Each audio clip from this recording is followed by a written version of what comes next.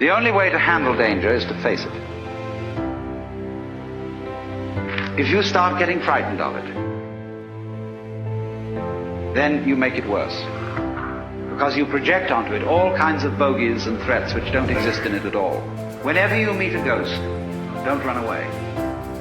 Because the ghost will capture the substance of your fear and materialize itself out of your own substance. And will kill you eventually, because it will take over all your own vitality. So then, whenever confronted with a ghost, walk straight into it, and it will disappear. We've got to survive. You must survive. That's the great thing we're all working on, and pounding it out day after day in anxiety. Because this is a description of anxiety. Anxiety is the fear that one of a pair of opposites might cancel the other. Forever. And if by any chance, by any means, you find out that that is not so, you have an entirely new attitude to what human beings are doing, which may be very creative, but which also may be very dangerous. You see through the game. You are only just kidding that you're just poor little me. See, the function of a guru, that is to say a spiritual teacher in India, is to give you a funny look in the eye. Because you come to him and say, Mr. Guru, I have problems. I suffer and it's a mess and I can't control my mind and I'm miserable and depressed and so on. And he gives you a funny look. And you feel a bit nervous about the way he looks at you. Because he's reading your thoughts. This man is a great magician. He can read everything that's in you. He knows right down into your unconscious, and you know all the dreadful things you've thought and all the awful desires you have, and you are rather embarrassed that this man looks right through you and sees them all. But that's not what he's looking at. He's giving you a funny look for quite another reason altogether. Because he sees in you the Brahma, the Godhead, just claiming it's poor little me. That's why he gives you a funny look. And why he seems to see right through you. As if to say, Shiva, oh boy, don't kid me. I know who you are. But you're coming on beautifully in this act. You're somebody else altogether. And I congratulate you. You're doing a wonderful job playing this part, which you call the person, my person. So, it's all very well. Anybody can have ecstasy. Anybody, as a matter of fact, can become aware that he is one with the eternal ground of the universe.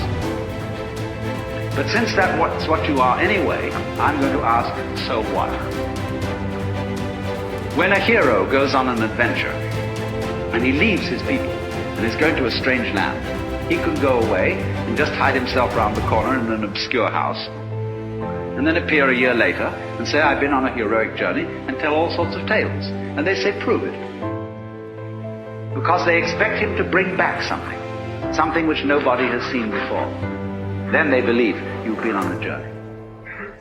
So in the same way exactly, anybody who goes on a spiritual journey must bring something back.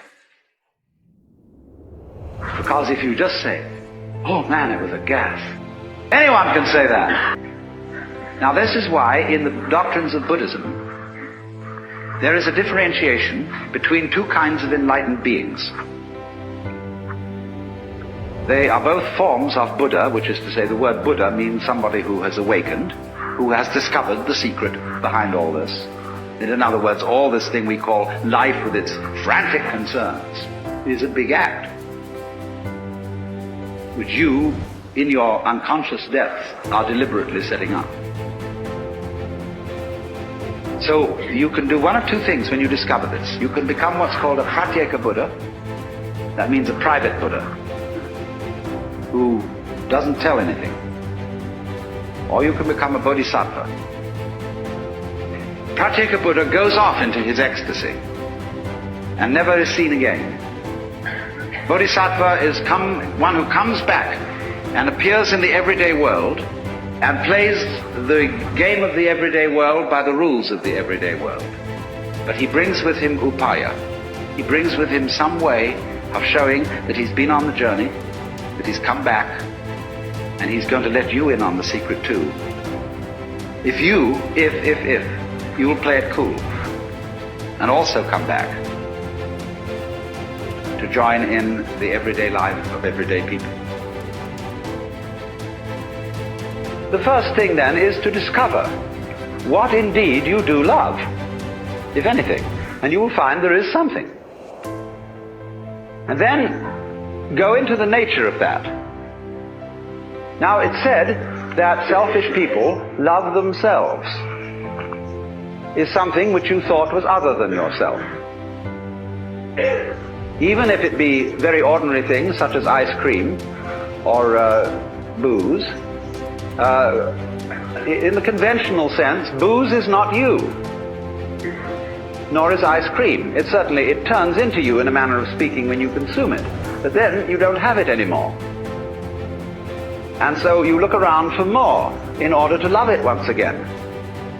But so long as you love it, you see, it's never you. When you love people, even however selfishly you love them, because of the pleasant sensations they give to you, still, it is somebody else that you love. And as you inquire into this, as you follow honestly your own selfishness, many interesting transformations begin to come about in you. One of the most interesting transformations of being directly and honestly selfish, in the same way that, for example, cats are, is that you stop deceiving people. If what you define as you is inseparable from everything which you define as not you, just as front is inseparable from back, then you realize that deep down between self and other there is some sort of conspiracy. If these things always occur in combination and look very different from each other and feel quite different, nevertheless the feeling of difference between them allows each one to exist. And so underneath the opposition or the polarity between self and other, or between any other pair of opposites you can think of, there is something in common, as there is, for example, between figure and background. You can't see a figure without a background. You can't have an organism without an environment. Equally, you can't have a background without a figure, or an environment without organisms in it, or without things in it. You can't have space which is unoccupied by any solid. You cannot have solids not occupying some space.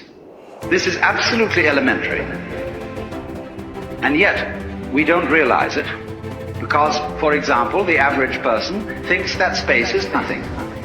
That it's just a sort of not there-ness in which there are things.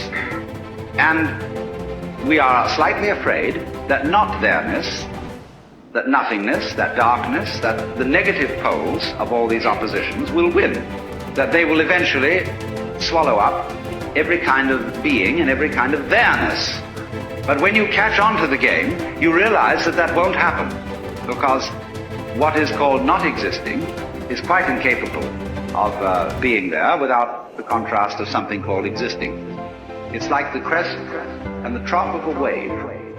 You can't have a wave that is all trough and no crest, just as you can't have a wave which is all crest and no trough. Such a thing has never been manifested in the physical universe. They go together.